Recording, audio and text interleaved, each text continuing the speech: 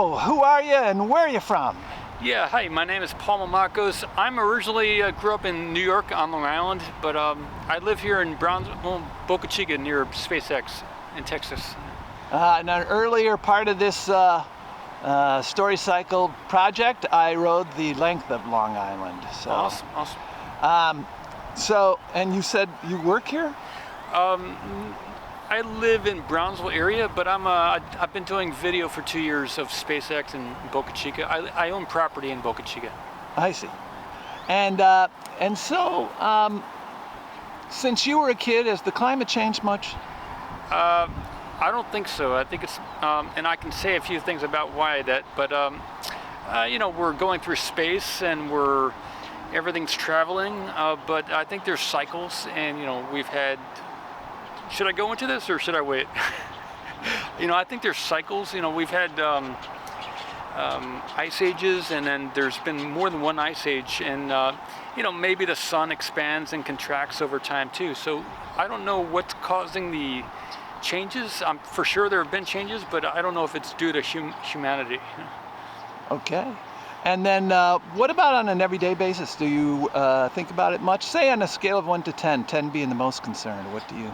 There may be localized events caused by maybe some HARP or some other type of cloud seeding of different chemicals and stuff, which I've heard about, and I've seen some engineering around Antarctica. But I'm maybe a 3 on concern, maybe a 3 out of 10. And then finally, are you? Well, you know, before I ask that, this is an added one. Are they doing anything about climate change in this area? I mean, is there a lot of flooding or fish kills or? Well, sure. There's been some. A while back, there was a hurricane in the Boca Chica area, actually, and where Elon Musk has his SpaceX launch site now. And there used to be a town right there on the coast, and that got washed away in a big storm. And just north of the Boca Chica area, there's about 1 to 2 feet of water, and there's like over 100 lots off the coast there that used to be property. So at least in that one area, that's something that's changed. The tide is up about a foot or two.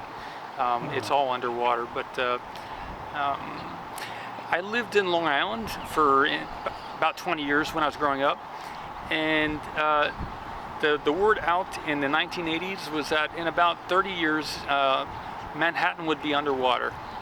And so 80, 90, 2010, Manhattan still is above water. Long Island is still fine. The house I lived in along the coast there is still fine. So that was one of the reasons I moved to Virginia after around the age of 25 or so. But I think it was a bad move in some ways. It was a great move in other ways. But you know, the coast there is still fine. And then finally, what about the future? Are you a climate optimist or a climate pessimist? Well, or a pessimist about the climate? You don't right. have to be. Well, you know, I believe the Earth is alive. A lot of people are looking for life in space, and they're saying, "Is Earth the only planet where there's life?"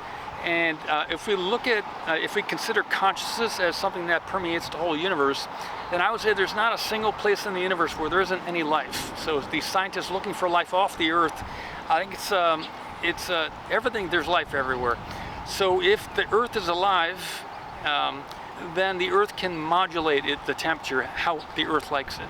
So I would say we may have areas where we do more pollution and stuff, we get localized changes, but overall I think the Earth has its own trajectory. Very good. Hey, thank you very much on this, the 24th of June in Brownsville, right near the public library. Thank you very much. Nice to talk with you.